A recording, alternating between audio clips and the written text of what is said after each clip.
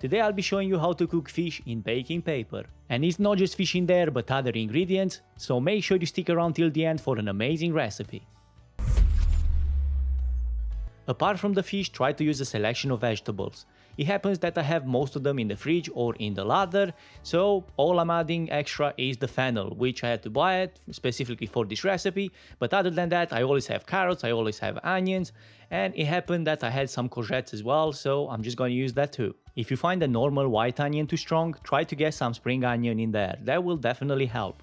Now when it comes to fennel, I'm strongly suggesting you to use it. It works really well with the fish, it's a great combination, and once you're opening that steamy bag, it's gonna fill up the room with that nice licorice aroma. Add a few sprigs of thyme in there, a quarter of teaspoon of salt, and a good pinch of black pepper. Give them a good mix and set them aside till you prepare the fish.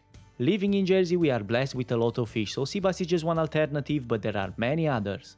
And today we are using the fillets of sea bass, and of course you can use it whole, just give it a few extra minutes in the oven. I used to have a designated tweezer for the pin bones, but I lost it, so I'm just gonna borrow it from my wife. This was never designed for something like this, but if you disinfect it properly, it should do the job. Or you might get lucky, when you buy your fish from the fishmonger, they might do it for you. To skin the fish, make a small incision at the end of the fillet. Keep the knife steady in about 15 to 20 degrees angle. Pull the skin, moving it back and forward, and let the sharp knife do the job. When you pan frying sea bass, leave it with the skin on, because it gets nice and crispy. But in this situation, because it's steamed, you're not gonna get any good results. Most of the fennel bulbs, when you buy them, if they are fresh, should have some leaves sticking out, and if you have any, just chuck them on a fish. Now get some seasoning in there, basic salt and pepper, and start rolling. Since we already have some sliced fennel in there, you can consider replacing the fennel leaves with some fresh dill. But that's a totally different story because I have none available, so we're just gonna continue with what we've got. To ensure that the fillet of bass retains that nice cylinder shape whilst cooking, use some toothpicks or some small skewers, something like that. Anyway, something that will ensure that the fish keeps that nice shape whilst cooking. All the ingredients we prepared so far will come together on the baking paper. There are different ways of doing this, but I'm just gonna keep it simple, just make sure you get 2 sheets about the same size. Keep them nice and flat, and on the first one we're gonna put the bed of vegetables followed by the fish. But just before we add the fish, let me show you a little trick. Add 2 tablespoons of couscous. While steaming the vegetables and the fish will release some of their juices. And what the couscous does is absorbing all that nice flavor. To bring some acidity into the dish, go ahead with 2 slices of lemon. The fish finally goes on top and drizzle well with extra virgin olive oil.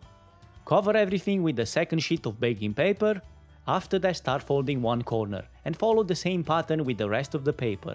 Fold all the sides of the paper following the same process.